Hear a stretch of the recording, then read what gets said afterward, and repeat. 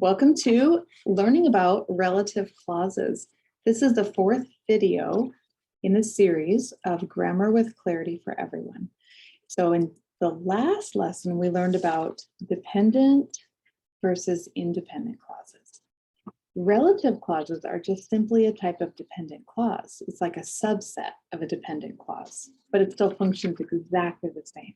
So we're going to just go ahead and make one page of notes today. It's going to be a very quick lesson. We're just going to break down what makes something uniquely a relative clause versus a general dependent clause. Okay.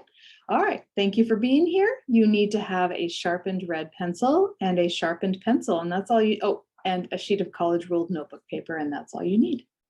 Okay, first thing we're going to do, go ahead and put number 4 over here in the top right corner, so that indicates that we are on video lesson 4. At the top, we're also going to write clauses, and if you remember the last lesson that we did, we wrote clauses at the top, and then we wrote dependent versus independent over here. So we're just going to continue with the idea that we're talking about these clauses, but now we're only talking about relative clauses. And because relative clauses are a type of dependent clauses, and we remember we color coded those red, we're going to go ahead and pick up our red colored pencil, and we're going to really heavily bold this red. Now your pencil lead might break. Mine might also, because sharpened colored pencils don't like to do bolding. They like to snap. I made it. It didn't snap on me. Okay. All right. So we've got several things we need to identify here. First of all, a relative clause is a type of dependent clause. So we're going to write that first right here.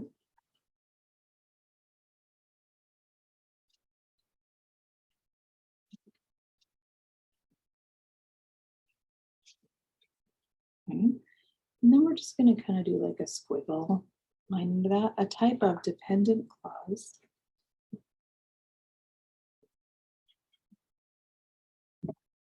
So we will use a red to identify it.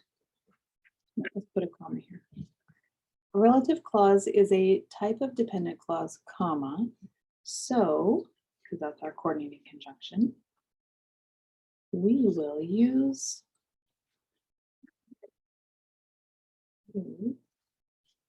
red to identify it. Okay, and we're going to pick up our red.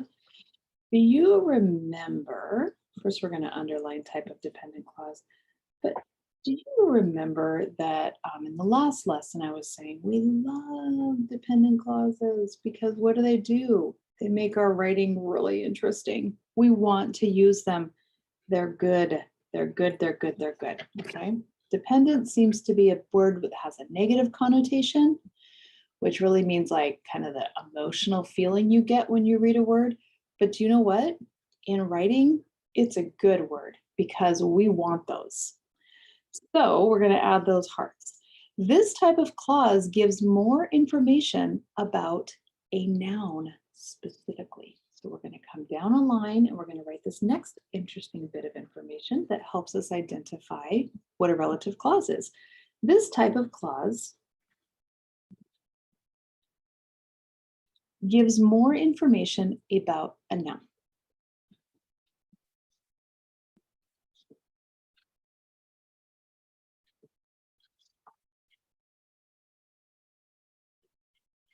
Okay. Now we're going to kind of come in and we're going to do a subset of 4 things that are unique about this. Okay, so we're going to come in and subset 1. This is again a note-taking strategy, white space, indenting, breaking things down in number order or bullet points, very helpful. First thing we want to identify, notice that it contains a subject and a predicate, so we know it is a clause. So we're going to write that, notice. So we have to stop and notice it, like we have to put energy into thinking about that, okay?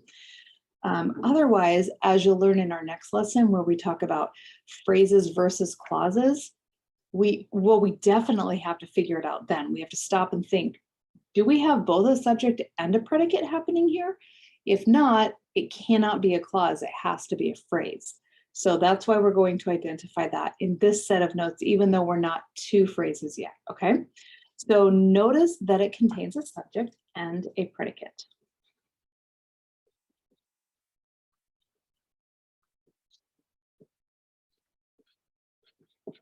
I'm going to just use and, the plus instead of and for shorthand. Comma. So we know that it is a clause. Okay, we're going to double underline we know. Okay, we're going to skip a line now. Again, we don't want to ever cram anybody together when our notes, our eyes don't like to go back and look at things that are squished. Our eyes like to have white space. That's why white space is a big deal when you're taking notes. Even if your teacher doesn't include white space, you should include white space. Okay, the second thing we want to notice that it does not make sense by itself. So notice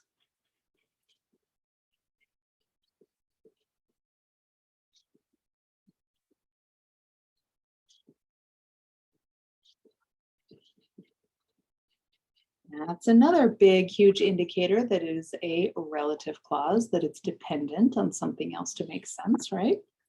I'm going to skip a line and put number 3.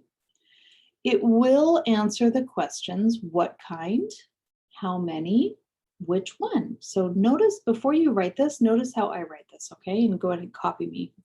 It will answer the questions. And then below this, I'm going to break these 3 into like even spacing, okay? What kind?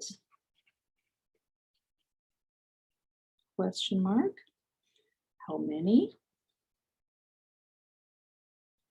Question mark. Which one?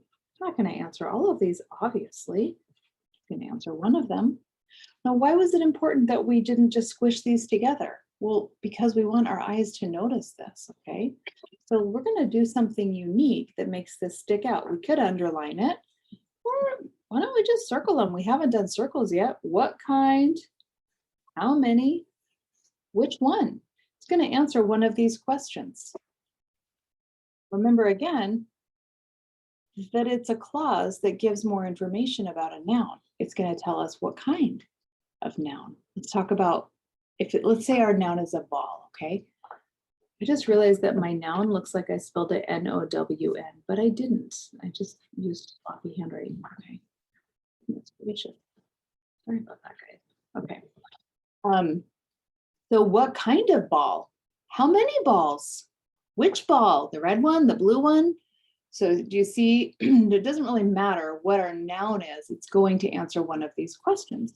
All right, next, we're going to come down a couple of lines. We're going to do number 4. It will begin with either a, we're almost done, by the way.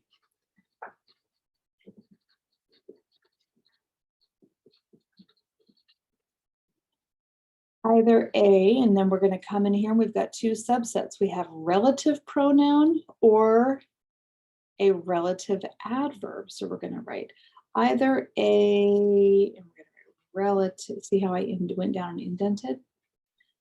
Relative pronoun. What is a pronoun?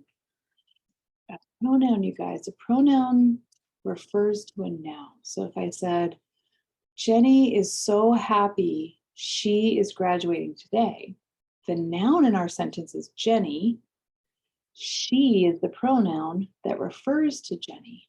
So it's still a noun, but we know it's Jenny. It's she is the pronoun, okay? So we'll begin with either a relative pronoun, one of these relative pronouns, not the word she. A relative pronoun such as who, whom, because she is not a relative pronoun. She is a pronoun, okay? So we're talking about words that are relative pronouns. They're a subset of pronouns, really, okay? Who, whom, whose, that, or which, okay? These are pronouns, but they're a special kind of pronoun. So a relative clause is either going to begin with one of these guys or a relative adverb. Notice how I'm leaving all these spaces.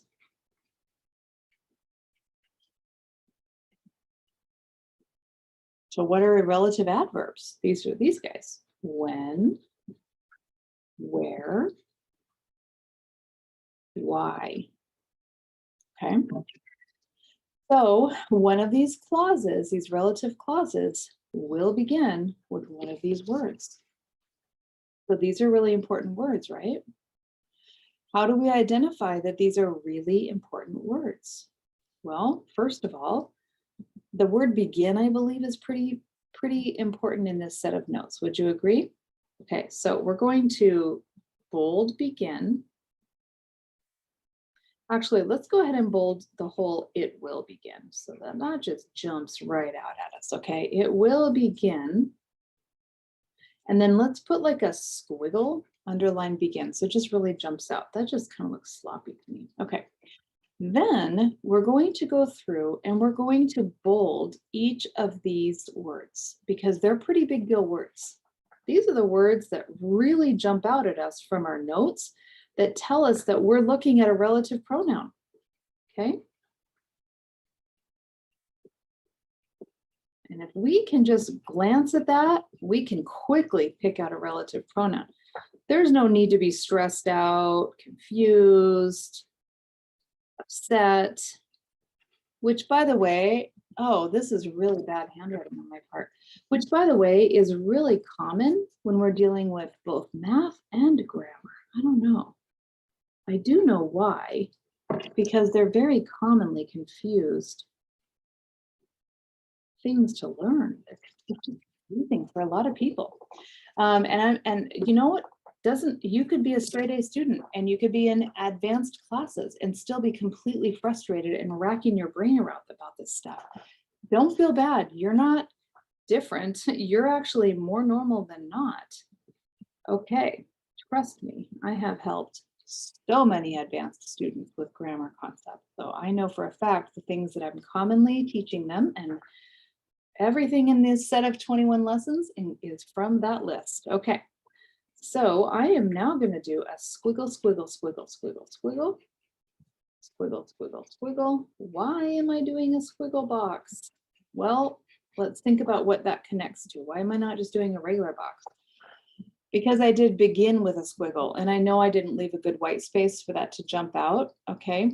But maybe I'll do something else to make it pop out. Here's another note-taking strategy. The thing is, we want things to pop out that are super important so our eyes can quickly jump to them, okay?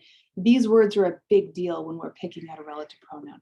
So we need this to pop out. It will begin. We need to know that. We don't necessarily have to immediately know that it's going to answer these questions. This is good if we're going to take a second, maybe a minute, and look at our notes. But we do need to quickly know these words, right? Okay, now the last thing we're going to do, and then we are done with this lesson, we're going to just have two examples here. Okay, the first example, we're going to come down, leave some white space. I like the house that I live in. Okay, go ahead and write that sentence.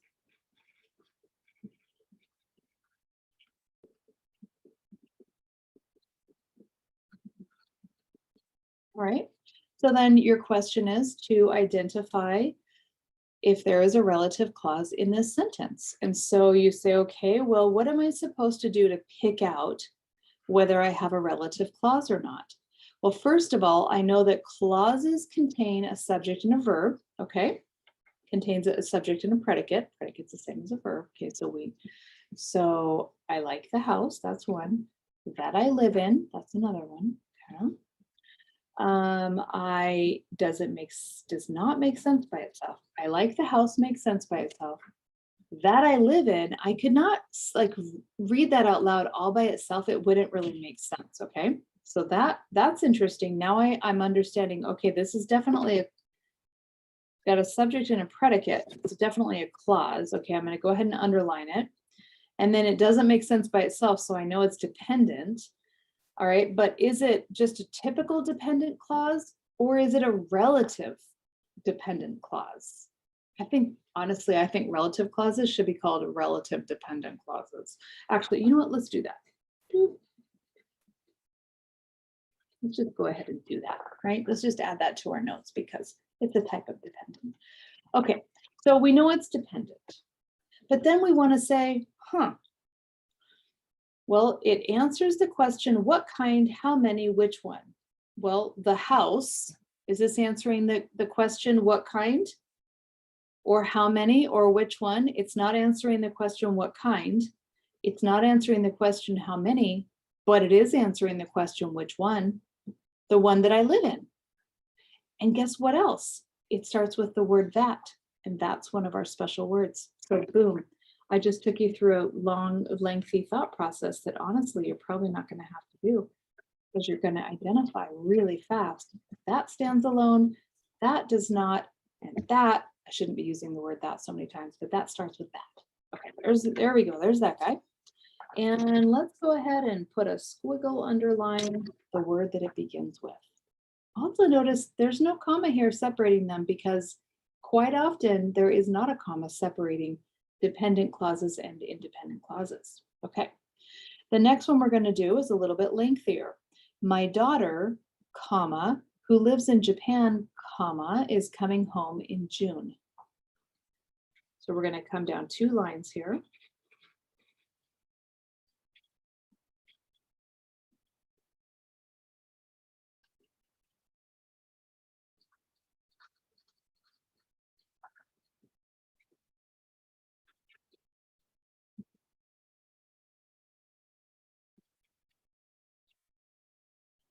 Okay, period.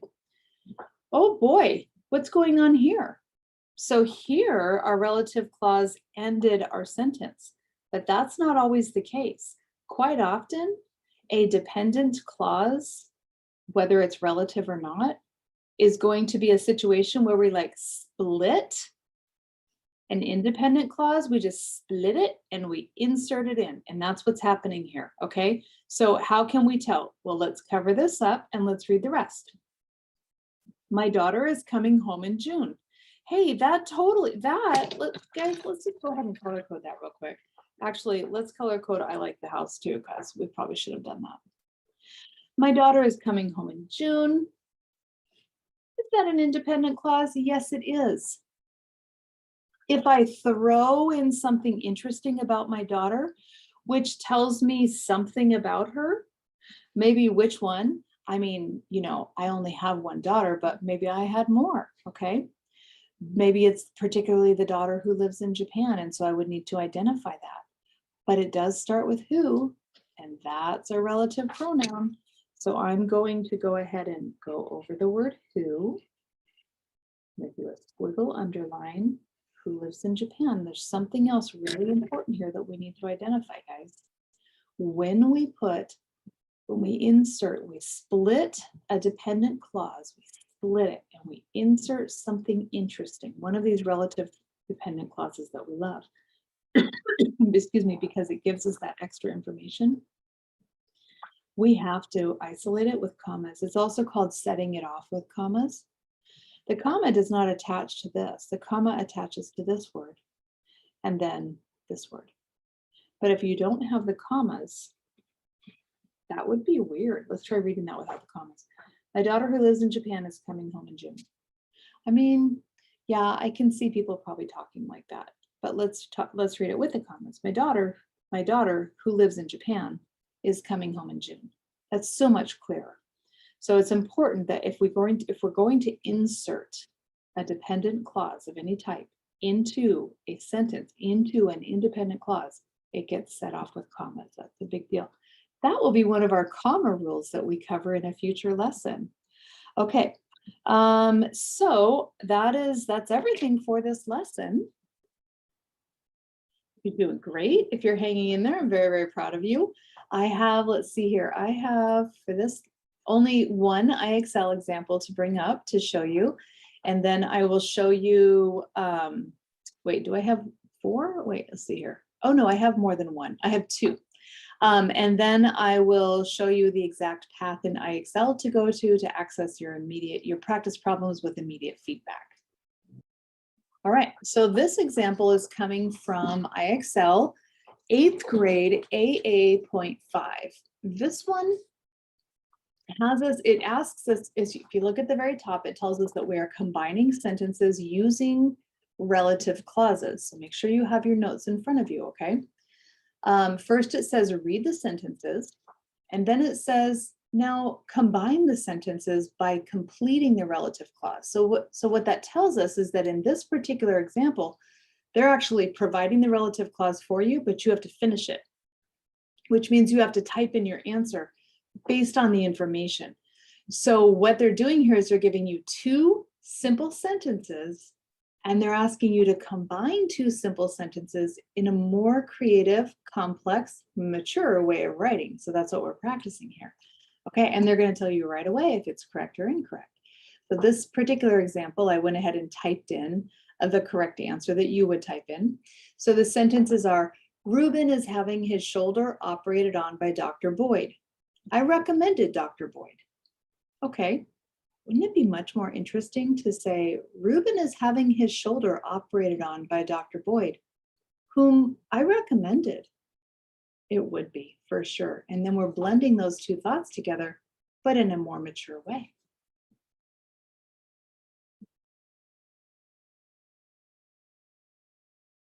Okay, here's our next example. Again, we're combining sentences using relative clauses. So they give us a set of sentences. Ann Curry is a television journalist. In April 2014, she was rescued by Boy Scout Troop 368 when she broke her ankle while hiking in New York's Harriman State Park. I just want to interject something really quick here. One thing I really appreciate about IXL is that they use really interesting information in their practice problems. So they use, like you're learning more things than just whatever you're trying to work through, that you're, whatever grammar component you're working through, or literary device component, or really it doesn't matter, that they pull in really interesting content. So I wouldn't have known that about Ann Curry. Okay, so now they're saying combine the sentences by completing the relative clause. Again, they're starting the relative clause for you. They're making this kind of easy for you. Your task here, if we skip over what I already typed it as the answer, in April 2014, Ann Curry, who blank, comma, was rescued by Boy Scout Troop 368 when she broke her ankle while hiking in New York's Harriman State Park. So we have to say, oh, what bit of information are we missing from these two sentences? Oh, they put in here that she was rescued. They put in here that she broke her ankle. They did not put in here that she's a television journalist. That's what's important to put in here. So in April 2014, Ann Curry, who is a television journalist, notice the comma after Ann Curry, who is a television journalist, comma, was rescued by Boy Scout Troop. Okay, now I want to point something out. At the very end of our notes, we had an example like this. We could literally ignore, okay, let's see if you can see my cursor. We're going to ignore all of this for a minute, okay? I'm going to read this without this part in it. In April 2014, Ann Curry was rescued by Boy Scout Troop 368 when she broke her ankle while hiking in New York's Harriman State Park. That is a complete sentence. That's an independent clause. But this is a case where they said, okay, we're going to split that independent clause and throw in a relative clause. Throw in something extra about Ann Curry. Begin it with one of these words, the word who, which is a relative pronoun. Okay, we're referencing Ann Curry. So that's why this works, but also notice that's why we have to have it isolated with commas or set off with commas. A comma after Ann Curry, and then a comma after journalist. And when we read it, we kind of shift our voice a little bit. So Ann Curry, or in April 2014, Ann Curry, who is a television journalist, was rescued by Boy Scout Troop 368. You see how we kind of shift it when we read it out loud. We just naturally do it. All right.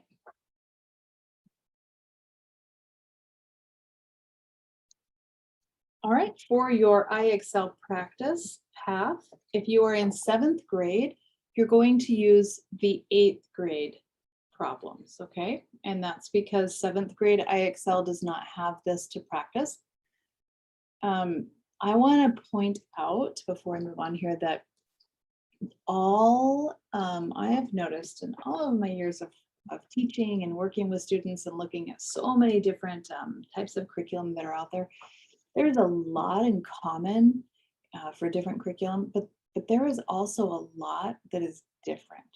And so just because IXL maybe doesn't have this relative pronoun, or excuse me, this relative clause practice in 7th grade, doesn't mean that you can't learn it in 7th grade or that other curriculum doesn't have it in 7th grade. Okay, so don't feel like, well, it's not in mine, so I don't have to do it.